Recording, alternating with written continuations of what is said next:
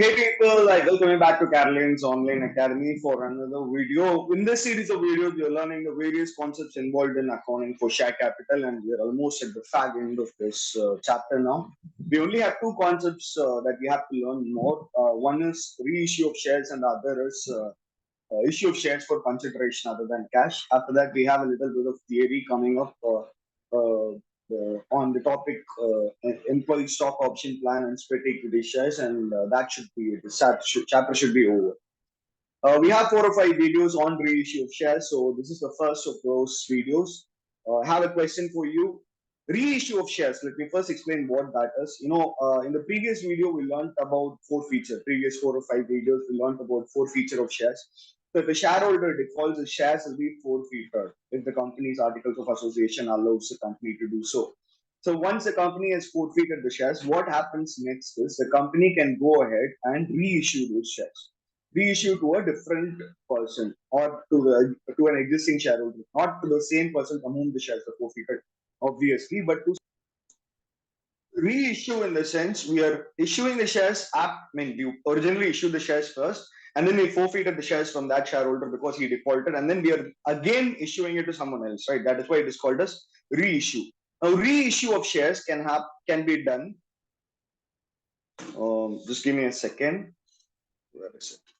Yeah, here it is. Here it is. When we are reissuing the shares, the Companies Act allows the shares to be reissued at at uh, at premium or par or at discount. The forfeited shares can be reissued at premium or par at discount. If the forfeited shares are reissued for a price more than the face value, it is reissued at premium. If it is issued for a price equal to, IP stands for issue price, face value, then it is issued at par. If it is reissued for a price lesser than the face value, it is called as reissued discount.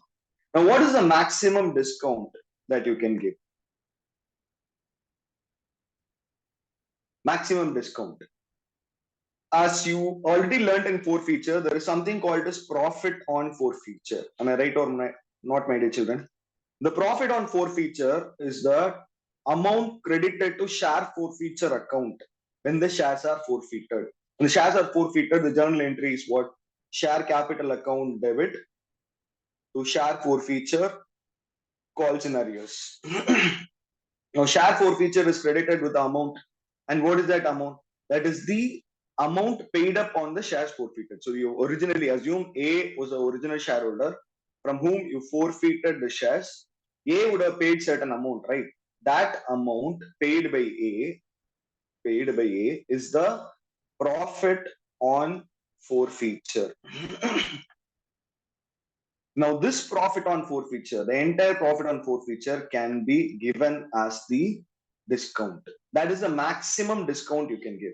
Assume A has paid 10 rupees per share and it's a 100 rupee share that you're reissuing. The maximum amount of discount you can give on the reissue of the share is 10 rupees. And the highest minimum reissue price, the least amount for which you have to reissue the shares are 90 rupees. Because even if you give the maximum discount, it comes to 90. So minimum reissue price is 90 and the maximum amount of discount that can be given is 100. Understood or not, my dear children? Now let me give you another example. Assume there is B. The paid up value on his shares is, let's say, 7 rupees. They are 10 rupee shares. Face value of these shares are 10 rupees. Paid up value of B shares is shareholder. The paid up value is 7 rupees. And the shares have been forfeited. The maximum discount when you reissue the shares can be 7. And the minimum reissue price. What is the price for which you have to reissue the shares? Minimum, how much are you supposed to collect? It is the face value minus the maximum discount that can be given. Understood or not, my dear children? Assume a shareholder C has paid 20 rupees on his share. The maximum discount when you reissue the shares can be 20 rupees. After you have forfeited C shares, you can give a maximum discount of 20 rupees. And the minimum reissue price is, Assume if the shares were of 100 rupees face value, then the minimum reissue price is 100 minus 20, which is 80 rupees. Understood or not, my dear children? Now, you know what is profit on forfeiture? Am I right or not, my dear children? The discount that you give on reissue, discount on reissue is called as the loss on reissue. Understood or not, my dear children? From the profit on forfeiture, if you reduce the loss on reissue, what you get is called as the profit on reissue. Understood or not, my dear children? So that is the profit on reissue. So in every question, you got to calculate the profit on reissue. Profit on forfeiture, you would have already calculated when you forfeit the shares. Loss on reissue is the amount of discount you give to the new shareholder when you reissue the shares, and profit on reissue is the amount of profit that you have after reissuing the shares, after deducting the discount from the profit on forfeiture. All right or not? All right, my dear children. So what we are going, did you understand or not? What we're going to do next is we're going to solve a problem. I have a solve a problem for you. Dave Limited issued 1 lakh shares of 100 each at a premium of 20% payable as follows. On application, rupees 25, allotment 30 plus 15, first call 30 plus 5. Second call is remaining. The company received 1 lakh applications and allotment was made. Full allotment was made. Kavya holding 2000 shares did not pay allotment money. She didn't pay allotment money. So she would not have paid any part of the premium. As premium is receivable in allotment and on first call. The forfeited shares were forfeited. The forfeited shares were reissued to Pritika for 80 as fully paid up. Now, you should understand how to read this, my dear children. It says for 80 as fully paid up. What does that mean? It means the issue price of on these shares is rupees 80, and the face value, the paid up value on those shares, paid up value is fully paid up. They say fully paid up, which means 100 rupees paid up, and therefore the discount given on reissue is 20 rupees. 100 minus. You're collecting 80 rupees and telling the shareholder that I'll consider it as fully paid up, which means a face value paid up. Fully paid up is always means face value paid up. So 100 rupees paid up, which means you're giving a discount of 20 rupees. Understood or not, my dear children? Now, what is the maximum discount that can be given? In this question, they're giving a discount of 20. But what is the maximum discount that can be given? It is the amount of paid up value. The paid up value on the shares is how much, my dear children? Kavya did not pay allotment money onwards. Am I right? So she only paid application money. So the maximum discount that can be given on this reissue is 25. That is not asked in this question. I'm just telling you. Okay. And what is the minimum reissue price? What is the price for which you can reissue the shares? What is the minimum price for which you can reissue? It is the face value minus the maximum discount of 100 minus 25, which is 75 rupees. Anyway, that all of that information is not required. They just want us to pass journal entries for forfeiture and reissue. First thing we got to ask ourselves is this question: does this question involve premium? Yes, it involves premium. If it involves premium, we got to ask ourselves another question: has the premium amount been paid or not? As you can see clearly in the question, it says that the premium has not been paid. Am I right or not, my dear children? How did you find that out? Kavya has not paid allotment money, and premium was receivable on allotment and first call. The calls that Kavya has not paid, which means that premium has not been paid. Understood or not, my dear children? If premium has not been paid, then securities premium account will be debited.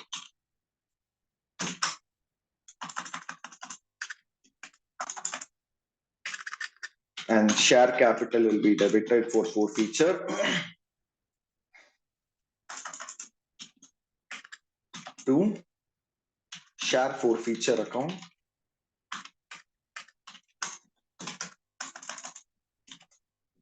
To capital. Oh, calls in arrears account. Sorry.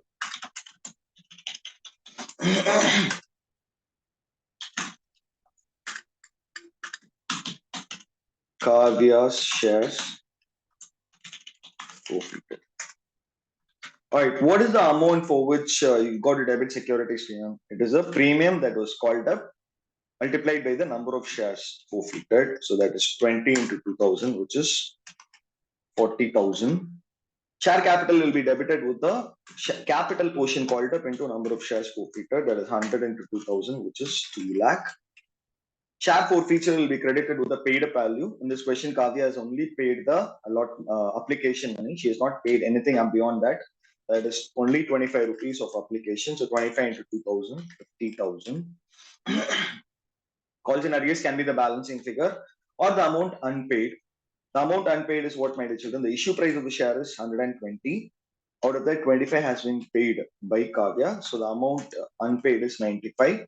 So that will be 95 into 2,000, which is what, my dear children? 2,000 into 95, 1,90,000. So just give me a second. Yeah. 95 into 2,000 is 1,90,000. So 240 into 2,40,000, 50,000 plus 1,90,000 is 2,40,000. It's tallying. So you pass the entry correctly. The next thing to do would be to pass the journal entry for reissue. As you can see, the shares are been reissued to Pritika for rupees 80 as fully paid up. So we have given a discount. Am I right or not, my dear children? And we have received money in the bank. Whenever we receive money in the bank account will be debited. So bank account debit. Whenever we give discount, we are giving discount out of the amount forfeited from the shareholder who defaulted. And therefore, the amount forfeited from the shareholder from whom we defaulted is kept in share forfeiture account. That is an account which has a paid up value. Am I right or not, my dear children? So that account will be debited when we give discount to share capital account, because when we reissue the shares again, capital increases, and capital is a liability. When it increases, we got to credit it. Shares reissued to Pritika. How many shares did we reissue? We reissued all the shares as given in the question. So 2,000 into 80. We reissued for rupees 80 as fully paid up. Am I right? So it's 2,000 into 80. 2,000 into 80 as fully paid up. Am I right or not, my dear children? So 2,000 into fully paid up means 100 rupees paid up. So that is 2,000 into 100. The amount of discount given would be 2,000 into 20, which is 40,000. Now we also have to, what you have here is called as a loss on reissue. This is the loss on reissue. 40,000 is the loss on reissue in this reissue, and 20 rupees per share is the loss on reissue per share in this reissue. The next thing that we got to find out is what, my dear children? We got to find out the profit on reissue. When all the shares that have been forfeited are reissued, then computation of profit on reissue is very simple. Profit on reissue should be originally transferred to capital reserve account. If you remember, while teaching forfeiture, I told you people that forfeiting shares is a capital transaction. That is a transaction that happens once in a while, and all the profits from capital transaction should go to capital reserve account. But we are not going to directly take it to capital reserve account. At this point, we'll keep it in share forfeiture account and later on take it to capital reserve. There is a reason for that. I'll explain later. That is what I told you when I taught you share forfeiture, and when I taught you why we are crediting share forfeiture account during forfeiture of shares. Am I right? The reason we kept it in share forfeiture account is because out of the amount forfeited, out of the profit on forfeiture, we'll deduct some amount as loss on. We might deduct some amount as loss on reissue when we reissue the shares. If in case we reissue the shares at discount, then we would deduct that, and remaining, whatever is remaining after that is only pure profit, and that will be transferred to capital reserve. Capital reserve account.